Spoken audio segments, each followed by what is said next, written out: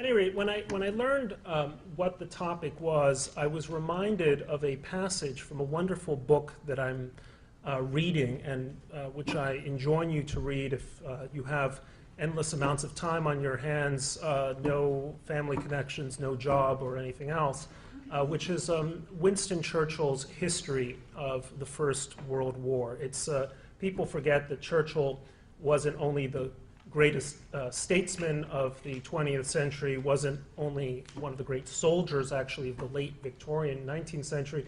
He was also one of the world's great historians, and he wrote this account, somewhat self-serving account of the First World War. He was, of course, in the head of the Admiralty for the first couple of years of the war.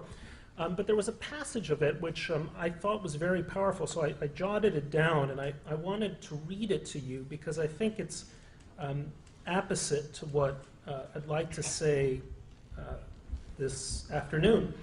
And this is a short excerpt from his description of an episode in June 1914. This is just before the war begins. When the British fleet visited its German counterparts in the ports of Kiel and Kronstadt, two German port cities. And so this is June 1914. You know, the Archduke Ferdinand is about to be assassinated. Charles Ferdinand is about to be assassinated. Mobilization will happen in August. That's when the Germans will invade France, and this cataclysm will begin. And Churchill writes, and I quote, "The finest ships of the British and German navies lay at their moorings side by side, surrounded by liners, yachts, and pleasure craft of every kind. There were races, there were banquets, there were speeches, there was sunshine. Officers and men fraternized and entertained each other afloat and ashore. Together they strolled arm in arm through the hospitable towns. The world, on the verge of its catastrophe, was very bright."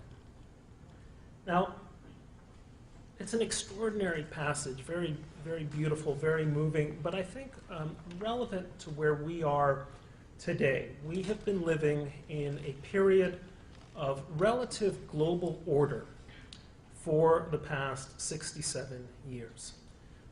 Since the end of the Second World War. That period, I mean, there has been a Cold War, there have been recessions, there have been genocides and so on, but that period has been generally pacific. It has been generally prosperous. Millions, in fact, billions of people have been brought out of poverty in Asia, in Asia especially, but also in Latin America, also here in the United States. It's been dominated by the fact of American supremacy, militarily, economically, politically. It has been generally trending towards more liberal, more open, more tolerant, more progressive societies. About 15 years ago, in fact, there was a political theorist who's now moved politically named Frank Fukuyama, who wrote a book called The End of History, basically saying that this liberal democratic model represented kind of a philosophical culmination of politics that would never be superseded. And there was this great debate whether after the end of the Cold War, after the collapse of the Soviet Union, we had perhaps reached a kind of end of history where all the great issues and questions would have to do with, you know, biotechnology or science, things other than politics and economics. And suddenly, we find ourselves in 2012, possibly, I would even argue, probably in a pivot year that looks a lot like 1914. I'll say to the students here, since I'm glad you've turned out, you have to understand that in 1914, Europe had more or less been at peace for 99 years.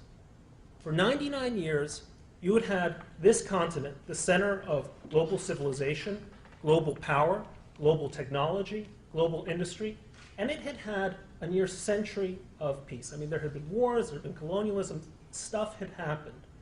But during that century of global order, dominated by the European powers and dominated especially by the British Navy, the world had progressed.